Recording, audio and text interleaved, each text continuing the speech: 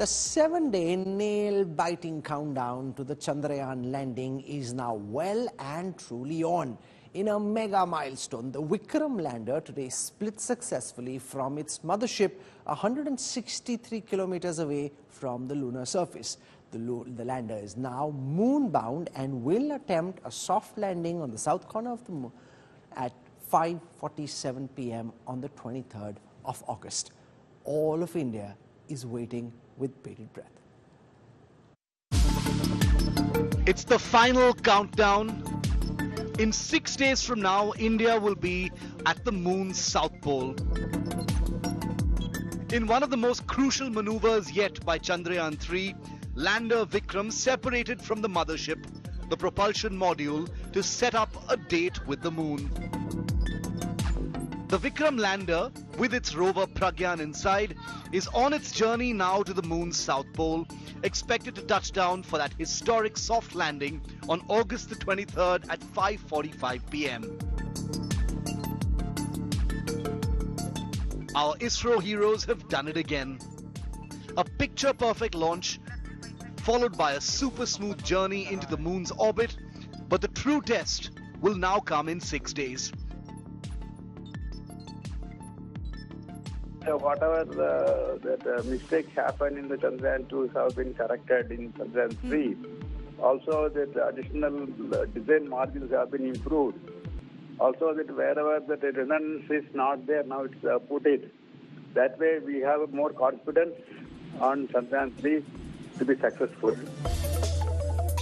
Equipped with 4 landing legs and 4 landing thrusters of 800 newtons each, Vikram is designed for a soft landing on the moon.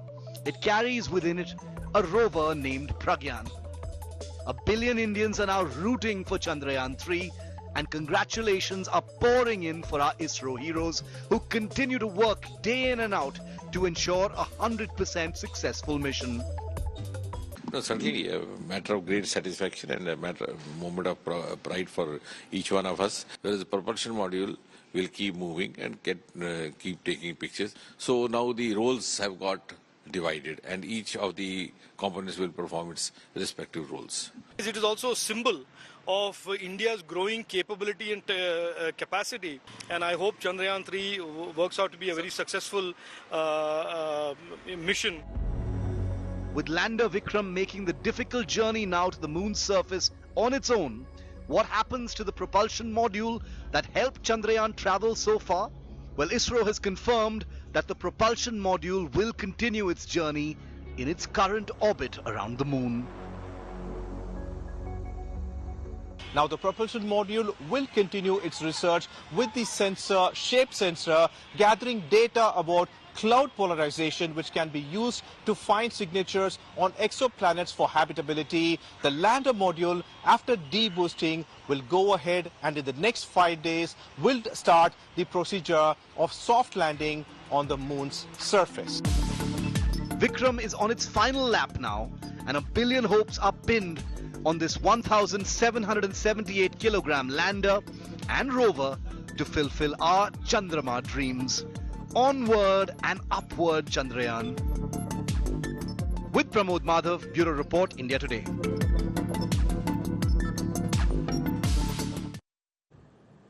The Chandrayaan-3 mission blasted off for the moon on the 14th of July. In its more than month-long journey, it has successfully completed several maneuvers and is now heading towards an exciting finale. The lander will descend to a slightly lower orbit upon a deboosting, which is planned for tomorrow. Here's a look at the Chandrayaan's journey so far.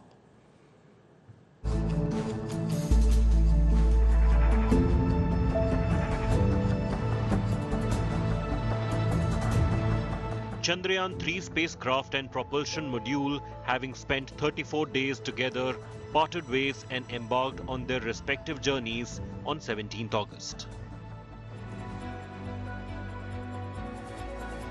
The propulsion module separated from the lander while in lunar orbit. A day before, on 16th August, the spacecraft had successfully completed a crucial firing operation, placing it into an orbit of 153 kilometers by 163 kilometers around the moon. This marked the completion of the lunar-bound maneuvers and brought the spacecraft one step closer to its ultimate goal of landing on the south pole of the moon. It is really a vital element, because now you look at your Chandrayaan-3 mission, basically consists of 3 plus 1 4 modules type of thing.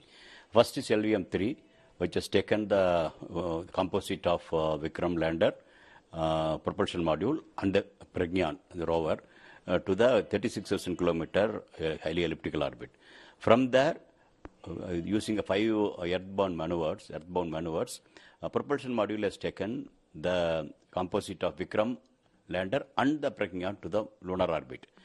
Again, the lunar orbit also, from the elliptical orbit, it has now brought to the near circular, close to the moon, around 153 kilometer orbit. It has brought 153 by 163 kilometer. So now the important thing is, final thing is softly and securely landing on the moon. The propulsion module is a box-like structure with a large solar panel and a cylinder on top. It is responsible for carrying the lander and rover configuration until the spacecraft reaches 100 kilometers lunar orbit. The propulsion module will now continue its role as a communication relay satellite. Now Vikram has to take its own course of action. Further, it has to separate. So even after separating, then the major event comes. The major event is 4 800 Newton thrusters. They have to fire to take it to the lower orbit. That also will be done in 2 steps. And ensuring that all the 3 systems are working properly. These 2 steps, it will go down, put 100 kilometer orbit. Then from 100 to go to the 30 kilometer orbit. 100 by 30 kilometer orbit. That's a very vital. But when it's going very closer to the Earth, so the position of the module has to be ascertained properly. Carrying hopes of billions of Indians, Bahubali rocket LVM-3 lifted off from Sriharikota on 14th of July, with Chandrayaan-3 aiming to land a rover on the moon's surface. The takeoff was picture perfect. More than a month later, it's now on its last leg to make history, an Indian space dream come true.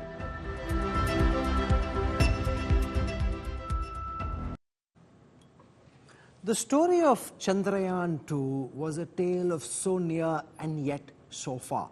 ISRO scientists think they've brought in the changes required, learned the right lessons to ensure that Chandrayaan-3 can make a successful soft landing on the south side of the moon.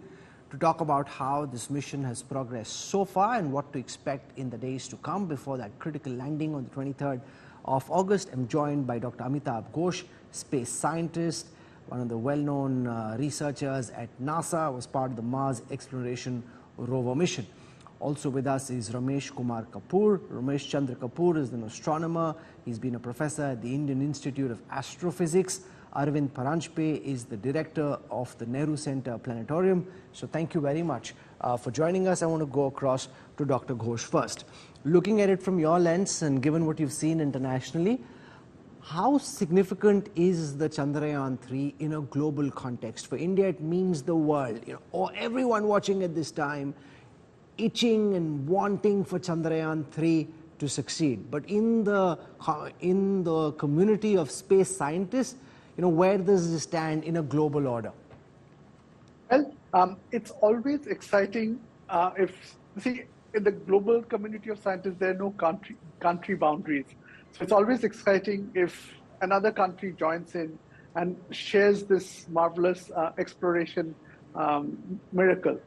So why it is so important to India is if this soft landing capacity is achieved, India could go to an asteroid, India can go to Mars. So it opens up a whole new platform of opportunities. Global context, why it's important, unlike the 1960s, NASA is headed back to the moon this time to perhaps build a more permanent base. Private players are interested, like Jeff Bezos' Blue Origins. China is interested and they want to go back in 2030. So I think there's a global interest in going back to the moon and settling. What is sparking this global interest in wanting to build more permanent structures, having missions there all the time? Because for a very long time, it seemed to have lost interest. Why is it that the moon is suddenly so much in interest in the United States, as is the case in China and elsewhere? Very good question. So I think what happened is man went to the moon in the 60s, 70s. Then they said, let's go to Mars. And then I think over the next 20 years, we realized that Mars is very far away and very expensive. To put it in context, it's about 200 to 300 million miles away. The moon can be reached in 3 days. So if you were to try to make a technology demonstration, it makes much more sense to go to the moon. And then we had this discovery of ice at the South Pole, which makes the human mission much more realistic, because ice can help with water for human use, for oxygen for human use, also oxygen for the return journey. So I think it was a back and forth. So NASA in 2003 wanted to go to the moon.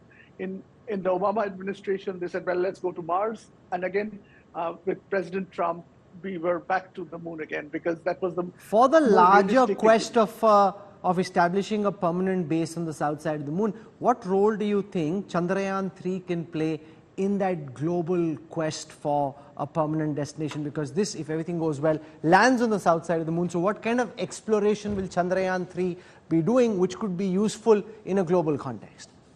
Well, it could map out the distribution of ice.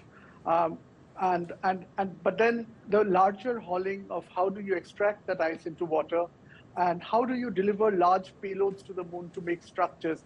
For that, you need very large launch vehicles, which the US has and which China still doesn't have, but might have. So the Starship being built by Elon Musk can carry maybe 30 times more than the GSLV. So you need to carry huge structures to the moon. Say you're trying to build like a international space station on the moon. So there, I think the larger spaceships, the launch vehicles would be required. Okay, Ramesh Chandra Kapoor, given your seat as a professor at the Indian Institute of Astrophysics, could you give a sense of why this mission is important for India, from the perspective of India's space odyssey, the missions that we've had in the past, the lessons from Chandrayaan-2, and what's changed between 2 and 3 to ensure that the last piece which we missed out on the last time, we're able to nail this time around? Well, today's news has been very encouraging, and so far, journey has been really good. And obviously, if we are having a science mission to the moon, so there are reasons for that. One of the main reasons is that ISRO is going to demonstrate its technical prowess, technical capability, and reaching payloads to the moon and landing them softly on the surface. Soft landing is a very, very difficult thing, and ISRO is going to demonstrate. We very much hope that it's going to happen the desired way, and it will establish ISRO's prowess. And obviously, for future programs, ISRO is already being appointed by different space agencies, and it has worked in collaboration with them, and also based satellites of many countries in low Earth orbits or even higher orbits. So south pole of the moon, because Chandrayaan-1 actually found presence of ice in 2008, and then the whole world woke up to this, and that was a wonderful discovery, and it is also considered as one of the most important discoveries in the solar system in these few decades. So oxygen, as Dr. Ghosh has already pointed out, that water means for human consumption and also for as a source of oxygen and hydrogen for this travel and for, as fuel for the future. Okay, Dr. Sreekumar, you've been a research scientist with NASA. You've been the group director of the ISRO Satellite Center. So you've seen both ISRO and NASA, and give our viewers a contextual comparison between the work being done at this moment at ISRO with much lesser budgets than the work that NASA does, and explain also the significance of a soft landing, and how do scientists plan and practice for a soft landing on the moon without actually being able to do so? Okay. I mean, going to the moon is no joke. It's a very challenging task. ISRO has taken this up quite seriously. The current effort, Chandrayaan-3, has taken a lot of additional precautions compared to our earlier attempt. And so there is large confidence that this actually will happen. So spend a moment on that, delve into that, without getting too technical and getting caught in scientific jargon. What's changed between Chandrayaan-2 and 3, which makes you more confident that Chandrayaan-3 might be successful? There was a substantial amount of time to do tests on the system. Tests of sensors, which are critical for landing, tests of sensors which are critical for guiding the system to the right spot that we want to do. Additional elements have been strengthened, like the legs of the lander. Additional fuel is available now. And so overall, better prepared with a lot of testing and repeated reviews that, making sure every stone is left unturned. And in that sense, I think much better prepared. Explain the significance of a soft landing in comparison with a normal landing. Why is a soft landing technically much tougher to achieve? Well, soft landing means you're landing at a rate of about 2 to 3 meters per second at the final phase of it, which means substantially cutting the velocity of this extremely fast-moving spacecraft to a level where systems on board are sustained. And something very critical in the long run, if you really want humans to land on the moon, you really have to learn to soft land on it. So soft landing is essential for lunar exploration, both for machines as well as for humans. So that is why Chandrayaan-3's achievement is going to be seen in an entirely different light if we do the soft landing as required. Arvind Paranjpe, what's the kind of feedback that you're getting, the interest that you're seeing amongst everyone flocking to the Nehru Planetarium and elsewhere? It just seems in our newsroom and elsewhere, no matter what else is happening in Indian politics, everyone is tracking the Chandrayaan journey stories and the Chandrayaan flying off chartbeat, where you can see how much interest there is, who's reading what on digital or on YouTube or watching on TV. It's Chandrayaan-3 which is the #1 story. Absolutely, it is a #1 story. Excuse me.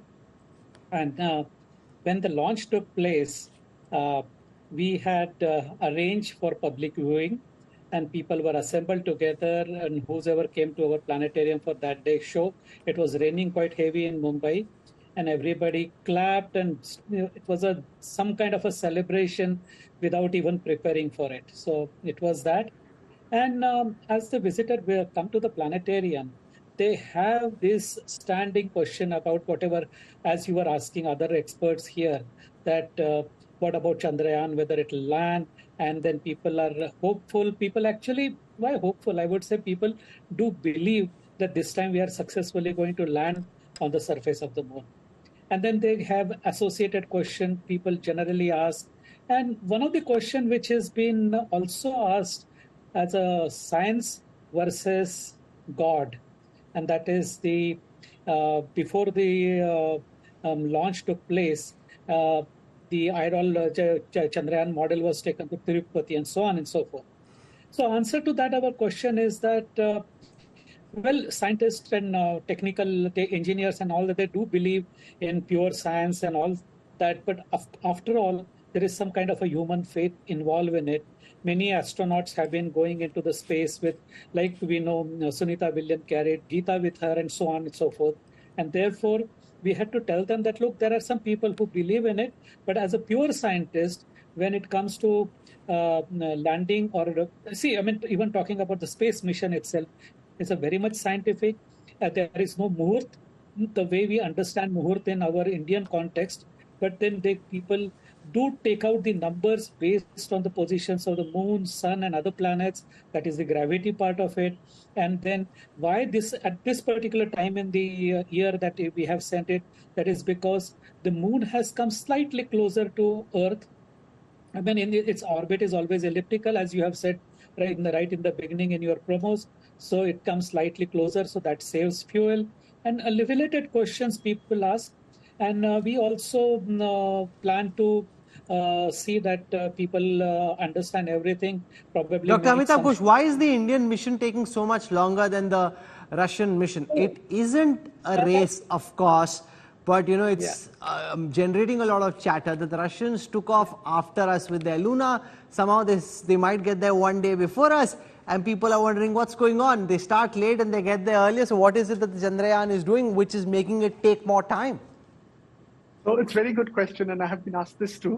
So basically, the Russian launch vehicle, I think Soyuz, or version of Soyuz, is much more powerful than the GSLV that has been used. See, the GSLV can carry maybe, I don't know, 5,000 or 7,000 kgs to low Earth orbit. I don't know what the Soyuz capacity is, but it is more. And if you think of the Apollo 11, they reached the moon in 4 days. So that was carried by the Saturn V. The capacity to low Earth orbit was probably 150,000 kg, so 30 times more than GSLV. What Elon Musk is building is 250,000 kgs, which is 50 times more powerful than GSLV. So it is to do with how powerful the launch vehicle is that you're going to go slower or faster. And if you go slower, which is absolutely valid, you just do many more orbits, and so that takes a little more time, and it's a slower velocity. But so long you get there, it's a valid way to get there. Dr. Sreekumar, do we have something in the works which is stronger, bigger, faster than the GSLV satellite launch vehicle? Dr. Sreekumar, can you hear me? Yes, sorry, I didn't hear the question. Could you repeat that? Do we have something in the works in India which is bigger, stronger than the GSLV satellite launch vehicle? ISRO is working on the next generation launch vehicles, and it takes many years for it to be developed. So there are various phases of development. Clearly, large lift capacity is essential for future space programs, and there is a program underway. Okay. The other interesting thing is that apparently there's going to be a lot of collaboration between Japan and India in the next phase post Chandrayaan-3. Amitabh Ghosh, if you could explain how different countries coming together, especially friends and strategic allies like Japan, could help speed up the pace at which India's missions progress from here, and how it also helps Japan. Right. So I'll tell you how this collaboration really happens. I think there is also some misconceptions. So when a country is saying that we are doing a mission to the moon, they set out something called announcement of opportunity. Many countries and many universities all over the world respond, and then the country which is going, they choose the instrument that best suits their goals. And this happens for NASA, this happens for everyone. So I don't know what the specific Japan collaboration is. So the advantage of this is that, maybe NASA is going and India it contributes a mission. So it overall progresses the science. It is increasing what we call the science return for the dollar. So it helps everybody. And in this case, if Japan and India collaborate, it will not only help India and Japan, but it will help the whole world, because most of the data is usually shared internationally.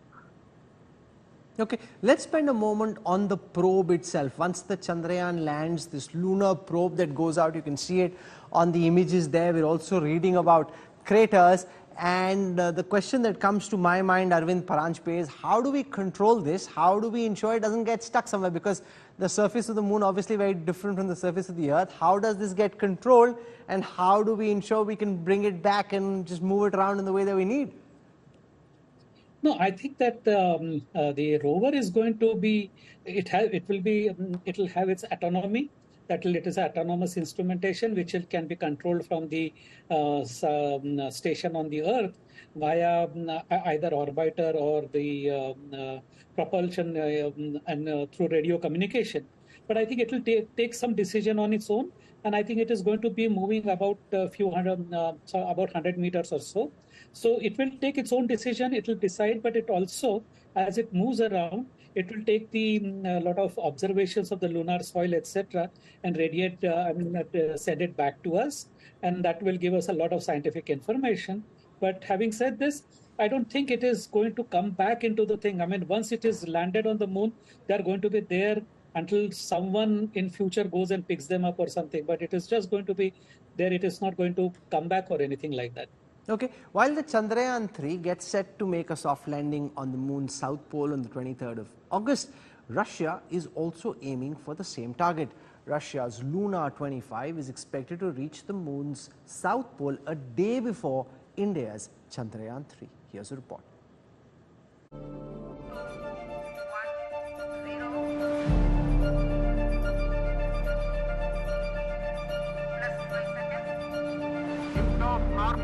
Here we have a majestic liftoff of LKM-3 M4 rocket carrying India's prestigious Chandrayaan-3. It's a race to the moon now.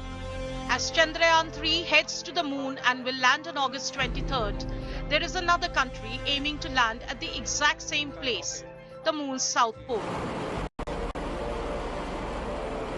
Russia's Luna 25 took off for the moon on August 10, a whole 35 days after Chandrayaan-3 was launched into space, and yet is expected to reach the moon a day before Chandrayaan does.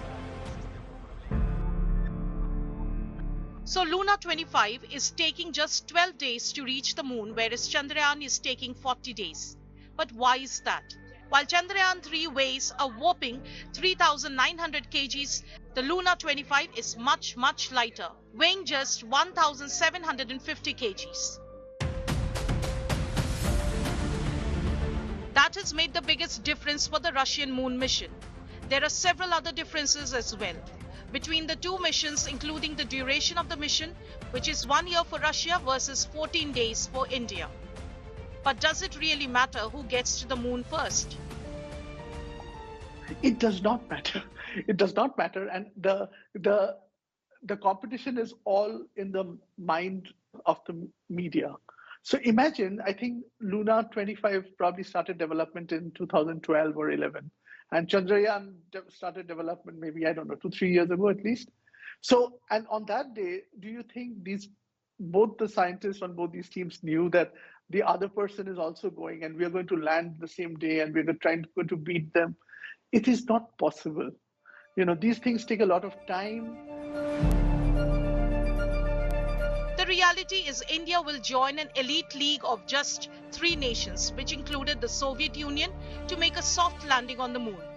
ISRO even congratulated Luna 25 soon after their successful takeoff and quipped about having another meeting point in our space journeys. So let's be clear, Luna 25's moon mission most definitely does not take the sheen away from the Chandrayaan mission. Bureau Report, India Today. Dr. Ghosh, if this was a race, and I know as a scientist you'll say it's not, but there is ego, there is vanity, there is pride and all of that when it comes to any such scientific achievement, where does the global space order stand at this moment, given that it's not just countries that are in this race, but now powerful tech billionaires who are also trying to be a part of this competition? I still think there's a spirit of not competition, but cooperation. I think we have societies where Indians, Japanese, everybody is a member. The Meteorological Society, for example, which Dr. Sreekumar would be aware of. So I think still it's overwhelmingly cooperation. And just quickly answer your last question, how's the rover?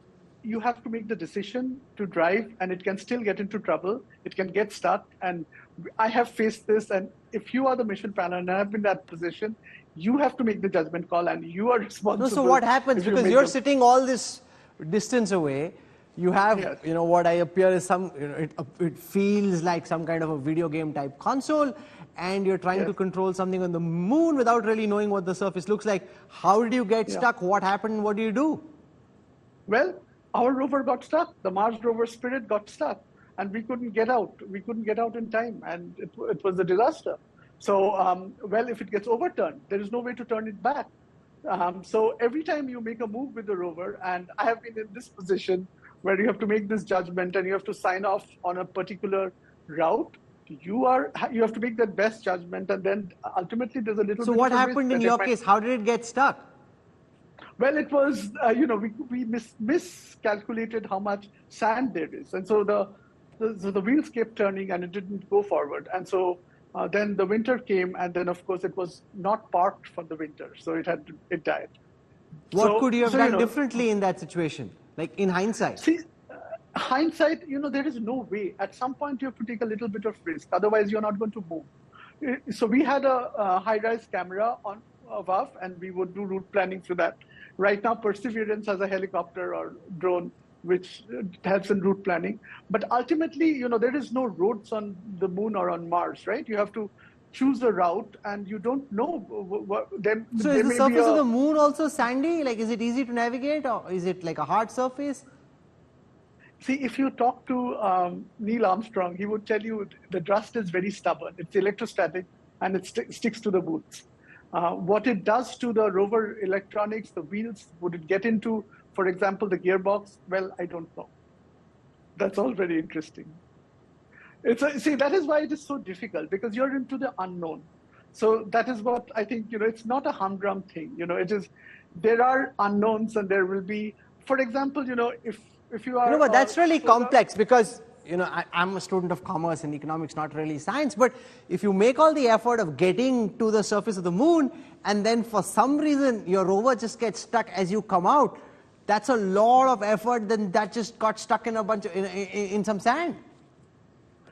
Right. I mean, this is reality. I mean, imagine people who used to go to America maybe 200, 300 years back. You go by ship, and then you take the horse to California, and it takes many, many months. It might die, it might crash, you might die. So, I mean, this is just how things are. You're going into a new frontier. It is not defined. So at some point, you have to face that. Dr. Sreekumar, what would you be most concerned about as we count down to the 23rd of August? What would be your worry number one? Well, not too many worries, except for completely unanticipated thing. Space always has challenges. I think this time the ISRO team is fairly well prepared with various contingencies of the landing part of it. So barring any completely unforeseen situation in which, if certain systems malfunction, way beyond the results that you've seen from tests that have been conducted, I do not see anything that actually stops ISRO from successfully landing this time. Ramesh Chandra Kapoor, what would you be most concerned about? If you were at ISRO right now, what would be your biggest concern? Most important thing is obviously the landing, which will be perfect as we have been sort of visualizing. Next is the functioning of the various instruments, because lander has got a few instruments, so has the rover got. The rover can do some in situ experiments, and which is a wonderful thing, because it has got spectroscopes, and then laser-induced ablation is possible, and then you can try to find out the composition of the material there. So mineralogy is one of the major things, and lander also has some equipment to know about the very thin, extremely thin atmosphere of the moon, and of course the interiors in terms of the seismic activity that also is to be measured. That apart, see, there are a lot of ambitions with as these instruments are supposed to work, and communication also must work, because it's a very it's a foreign land, and space is very hostile. It doesn't spare anybody anything. So everything must work. And as it was being said, the rover has 6 wheels, and it has a ground clearance of about 6 inches or so. So one is hoping that it is able to move around. Its speed is supposedly 1 centimeter per second, and it should do in next 12 days or so about 300 to 500 meters of exploration, and then whatever. But main thing is that proper landing and the functioning of the various instruments. Arvind Paranjpe, are we planning a manned mission to the moon? Is that something that you think we should be investing a lot of time, energy and money on, or do you think that's not really something India should be pushing at this moment? No, I think we should be worrying, but that will take time, isn't it? But I think what we need to understand in this discussion is that something which point we have been missing, and that is the distance between these two celestial bodies, that is Mars and Moon. So the Moon is the closest one, and our radio signal itself takes about 1.2 seconds to reach Moon and another 1.2 seconds to come back.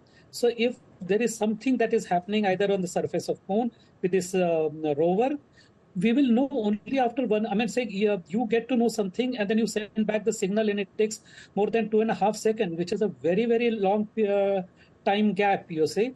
So as Sreekumar has said, certainly, I mean, they are more worried. I mean, I can't be talking about how much worried I am. But yes, as you said, that the human mission ultimately has to be there. But then as the time progresses, we'll probably have better alternatives than sending human beings to the moon. We also have something, Amitabh Ghosh, planned as a solar observatory next, the Aditya. Do you want to tell our viewers a bit about that? The significance of India working on the solar observatory and what it could potentially achieve? So they're going to probably study the sun, and you know, we fixate on one thing, but each agency does many missions, and some come into the limelight and some don't. And so there is another NISAR mission which is being developed with the Jet Propulsion Laboratory. So there is a lot of things that ISRO has in the pipeline, and they are, I think, trying to do a reusable launch vehicle. So there are a lot of things that ISRO is doing. And same with NASA, there's a lot, but there's some get very highlighted. Okay, sure. So it's been a fascinating conversation this. We have a lot more in the build-up to the 23rd. Roughly around 5:30, that's when this landing is expected. Massive interest in the fate of the Chandrayaan. The government and ISRO trying to keep it very low-key, not wanting to build up expectations, but such is the curiosity in the fate of this mission that people are curious regardless of what the scientists want. I also find it very interesting that these are men and women of science and rationale, and yet there is an element of superstition and belief involved, because ultimately everyone is human and everyone has their own beliefs.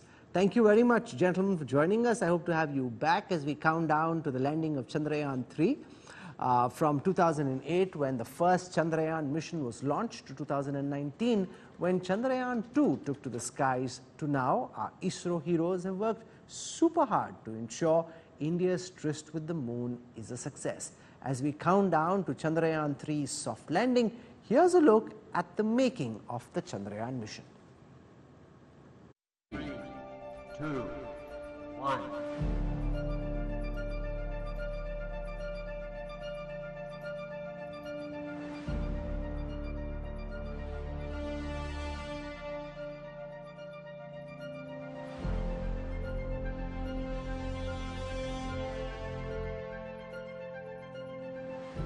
The clock ticked, and at exactly 2:43 p.m. on 22nd July 2019, India took a giant leap to the moon.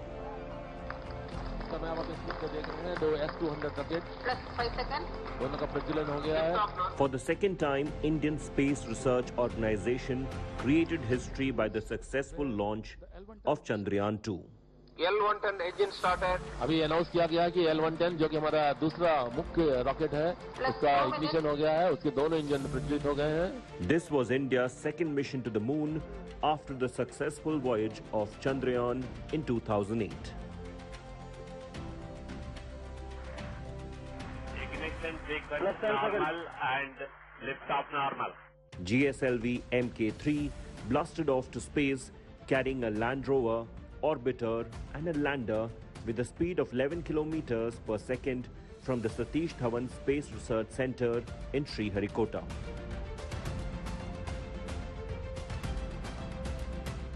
It is the beginning of a historical journey of India towards moon and to land at a place near South Pole to carry out scientific experiments to explore unexplored. Within minutes, Chandrayaan-2 was successfully placed into the Earth's orbit. As the space vehicle beamed back a perfect report card, Indian space scientists at Mission Control erupted with joy. 7.4 kilometers and the velocity was nearly 140. So the Vikram lander has successfully completed the rough braking phase. The mission was expected to take 48 days in total to land its rover Pragyan on the south pole of the moon, roughly on 14th September 2019.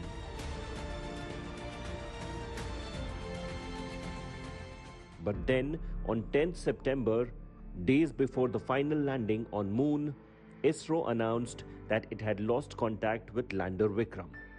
ISRO scientists were disappointed. It was an emotional moment.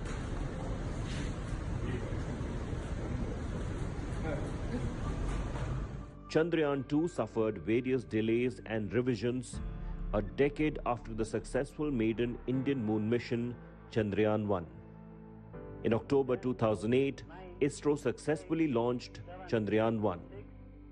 On 22nd October 2008, Chandrayaan mission with a lunar orbiter and impactor was launched using PSLV-XL from Satish Dhawan Space Center at Sriharikota. Ignition sequence normal and liftoff normal. It was a big boost to Indian space exploration history. India researched and developed indigenous technology to explore the moon with Chandrayaan-1. 2 weeks after its launch, it was inserted into lunar orbit on 8th November 2008.